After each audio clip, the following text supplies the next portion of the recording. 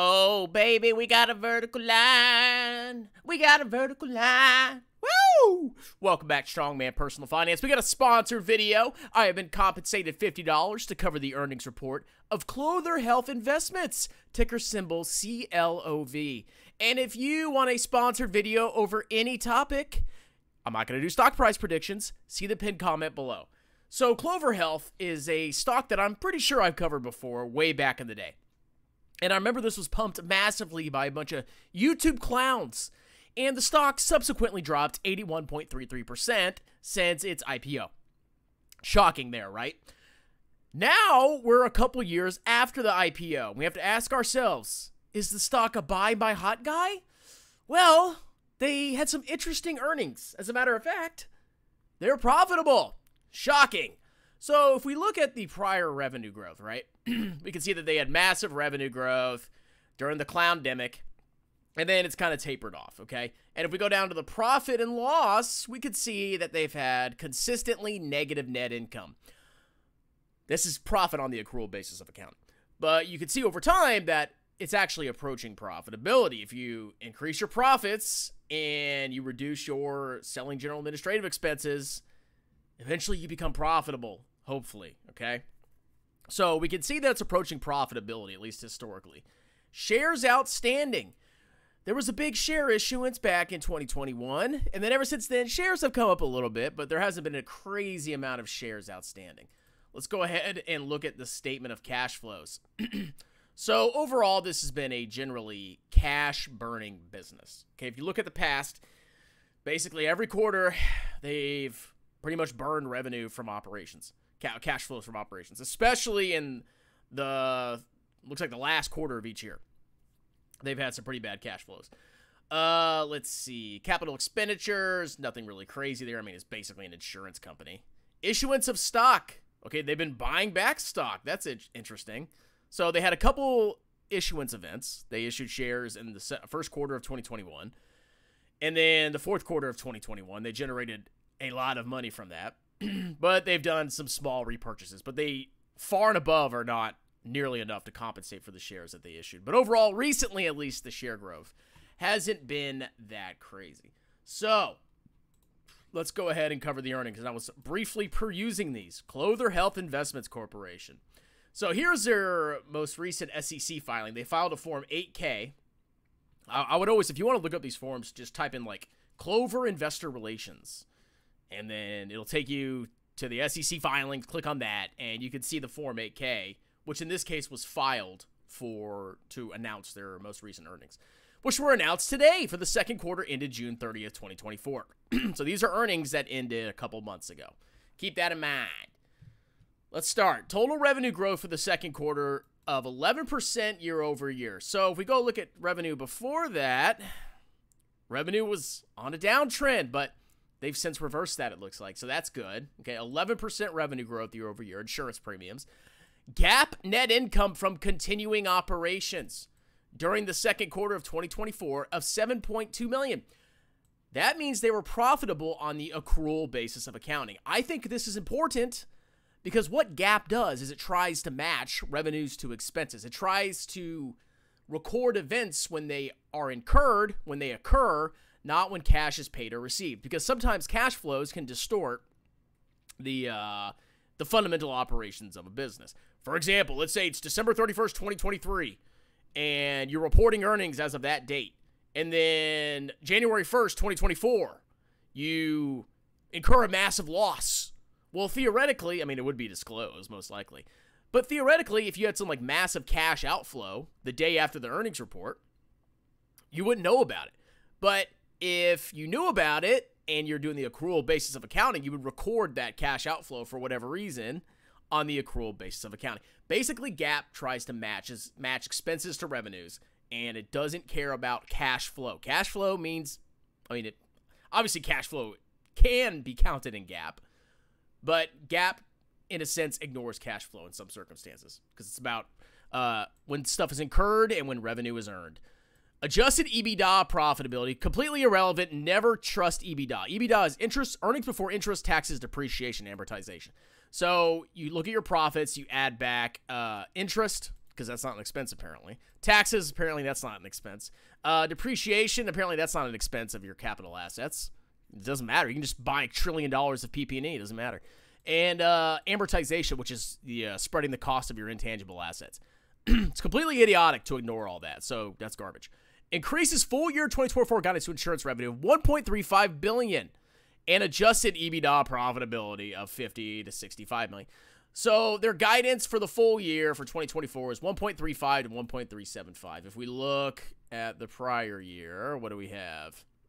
Total revenue of 2036. So they actually had a massive decline. What if they had some kind of like divestiture? What if they sold some kind of business segment? That's what may be going on here, because their revenue or insurance revenue, I'm sorry, 1, 2, 3, 4. I guess they're not. I guess they're not looking at the total revenue. They're just looking at the premiums and annuity revenue. So the growth would actually be, let's see, let's do the math here. 1,375 divided by, if we're just looking at insurance, about 11% growth year over year, which is good because they had a massive decline. Could have been a divestiture, I'm not sure. But they're guiding for, more encouraging revenue growth. And I don't know what adjusted EBITDA profitability means. I don't know what that means, okay? Because it's just nonsense. So I wish they would show us the actual profitability. All right, so during the second quarter, Clover's business fundamentals once again delivered strong financial results. Top-line revenues grew 11%. They achieved positive GAAP net income. That's good. Blah, blah, blah, blah, blah. This strong performance has strengthened our already healthy balance sheet position, has enabled us to improve our full 2024 guidance. Okay, that's amazing. So we got some statistics here. So we got quarterly insurance revenue is up 11.3% year over year, the second quarter of 2023 versus the second quarter of 2024. Net medical claims. So an insurance company, they charge premiums, and then there's claims against the insurance company. And the company has to pay benefits, has to pay the insurance claims. And the point of an insurance company is that they want to collect more in premiums than they pay out in claims.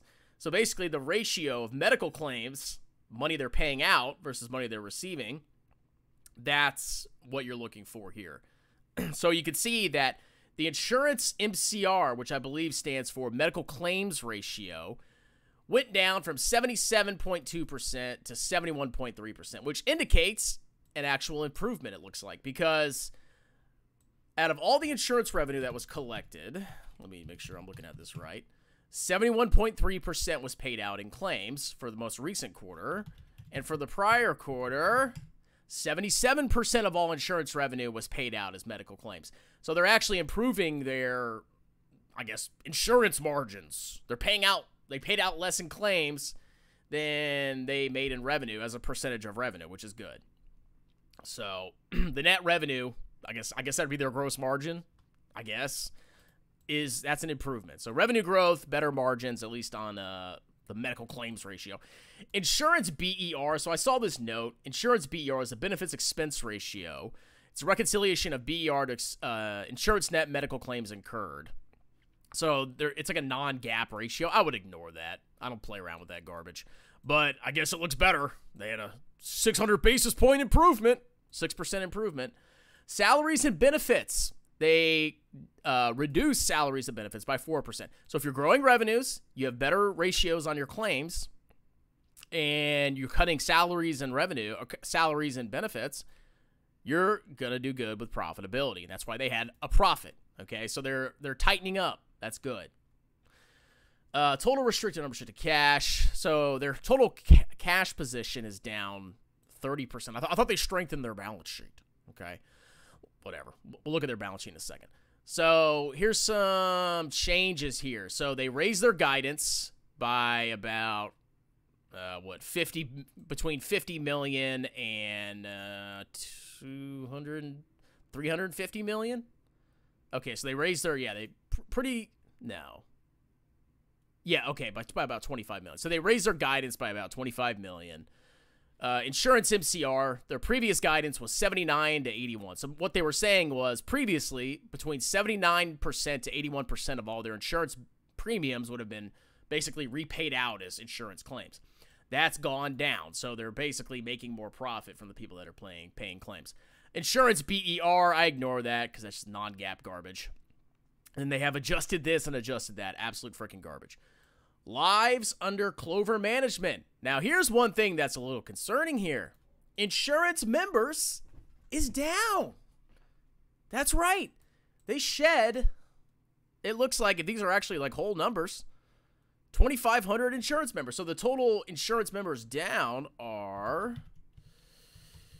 let's see, almost 3%. So they lost 3% of their insurance members. I would look into that. I don't know why their members are down 3%. I guess they're squeezing more revenue out of them. Thank God. All right. So CLOV is a physician-enabled tech company committed to bringing access to great healthcare to everyone on Medicare. This includes a health equity focus on seniors who have historically lacked access to affordable, high-quality healthcare. Our strategy is powered by our software platform, Clover Assistant, which is designed to aggregate patient data from across the healthcare to support clinical decision-making and improve outcomes through the early identification and management of chronic disease. So I guess this is probably, I think I remember this being their selling point. Like, oh, we have this amazing software that, basically helps us do preventative care. It saves us money and helps us become profitable. I mean, who freaking knows? All right, so let's look at some financial numbers here. So cash and cash equivalents, this is in thousands. So their total cash position has increased by about $140 million. So that's good. It's always good to have more cash on the balance sheet. This is comparing the end of last year, December 31st, 2023, to June 30th, 2024. These numbers have definitely changed over the last couple of months. So we see cash is up $140 million roughly. Short-term investments are down slightly, a couple million, but I mean, that's just like bonds. It's immaterial. Investment securities available for sale. So the gains and losses on this don't actually hit the income statement. They go straight to the balance sheet under accumulated other comprehensive income. You want to pay attention to these because sometimes these get classified this way to hide stuff. I'm not saying it's happening here.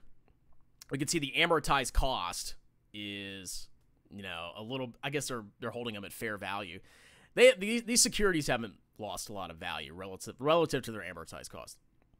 But sometimes companies will classify their investments they make in like bonds or whatever as available for sale. And it's a certain classification that is between a trading security and a held to maturity security.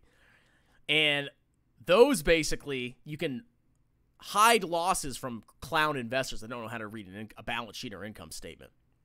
In this case, it doesn't look like it's that serious, but I challenge you to go watch my videos on First Republic Bank. I think that was the one.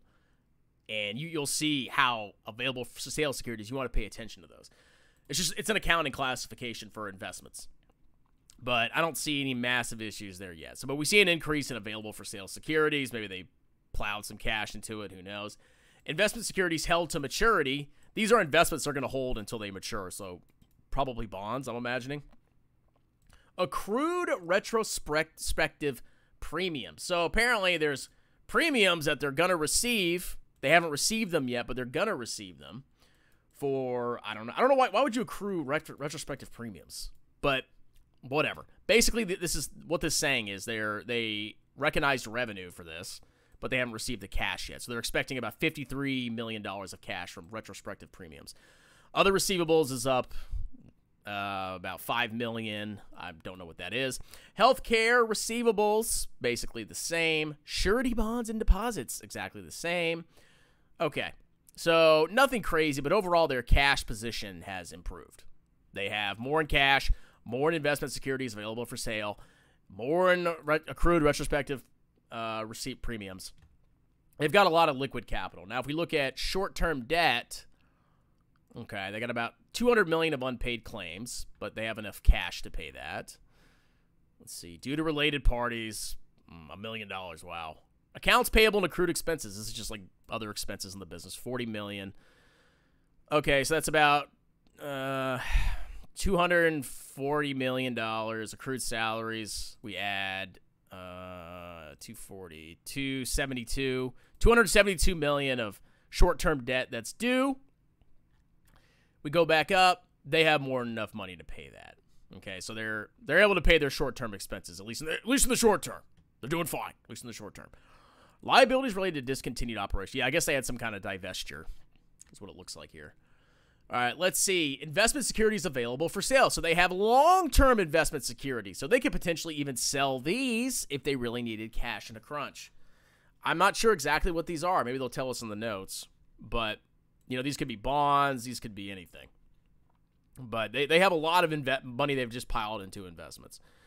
Property, plant, equipment. They don't really have a lot of PP&E. So this is actually like an asset-light business. Property, plant, equipment is like buildings, you know, et cetera, et cetera. They don't really have a lot. And they don't really have a lot of leases.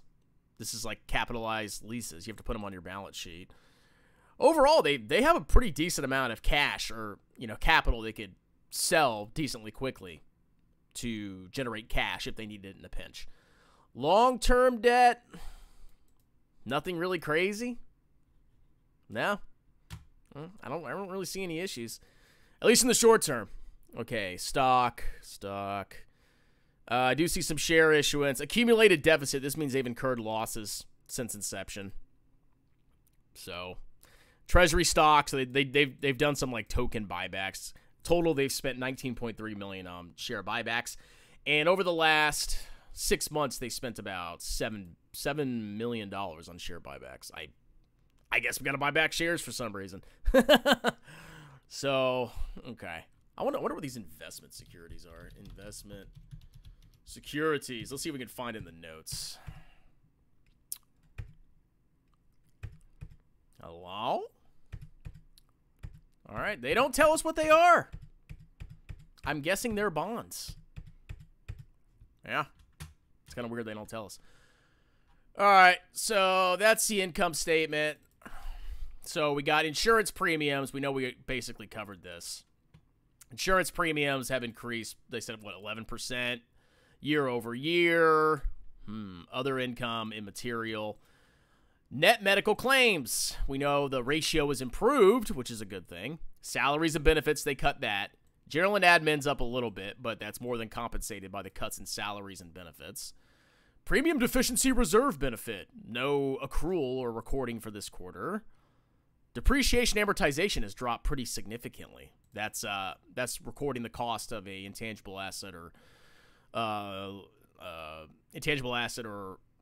tangible assets like buildings. Restructuring costs. So that was a big change right there. They actually dropped restructuring costs. I don't know if it was like layoffs or what. They dropped by about $4.3 million. So overall, their revenue increased by about $36 million, and their expenses stayed basically exactly the same. That's why they're profitable. All right, let's see. Shares. So shares are going up. So they're issuing shares. Let's look at the diluted weighted average number of shares outstanding. Diluted is potentially dilutive securities. So their share count is increased by 3.3%. Not crazy year over year, but you want to watch shares outstanding. Even with buybacks, their share count has gone up. Okay. We already know this.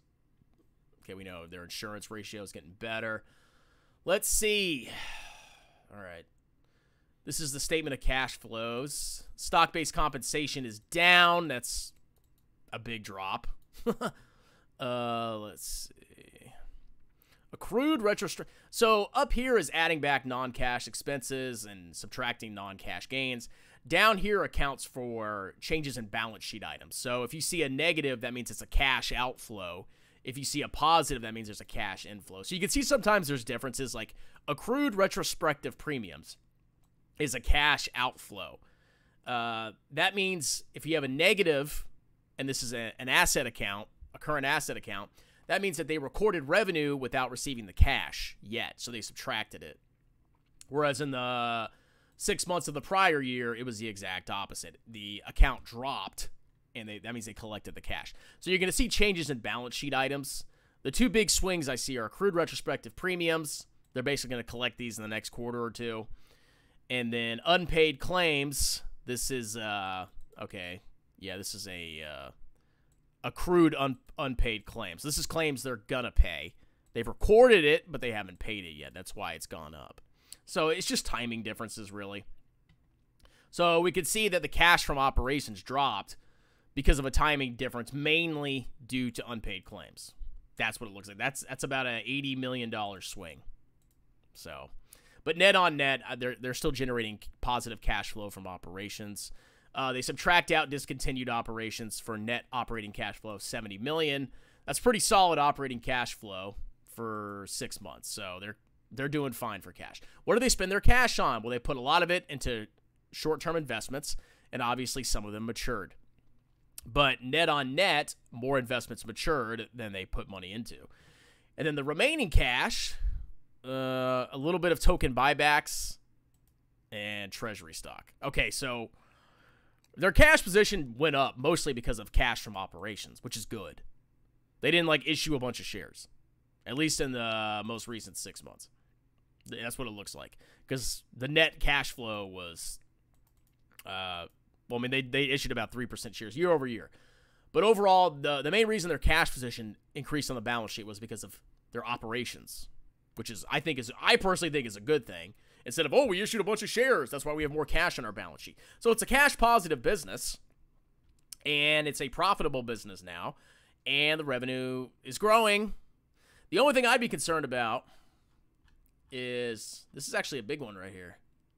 What's going on here? What is this? I don't know if this is because they're discontinued operations or what, but they saw a 3% decline in insurance members, which is kind of like a PayPal scenario. So overall, I mean, good for CLOV. They're finally profitable. Hopefully they can keep it that way. And, yeah, it's a sponsored video. If you liked it, don't forget to hit like, subscribe. If you want a sponsored video, send me $50, and I'll make you a personalized video of whatever stock you want me to talk about. I will not do stock price predictions. I'll look at the financial statements, and basically that's it. If you want a one-on-one tutoring session, $75. See the pinned comment below, and buy my book, Stop Being a Broke Loser. It's on Amazon. Cheers!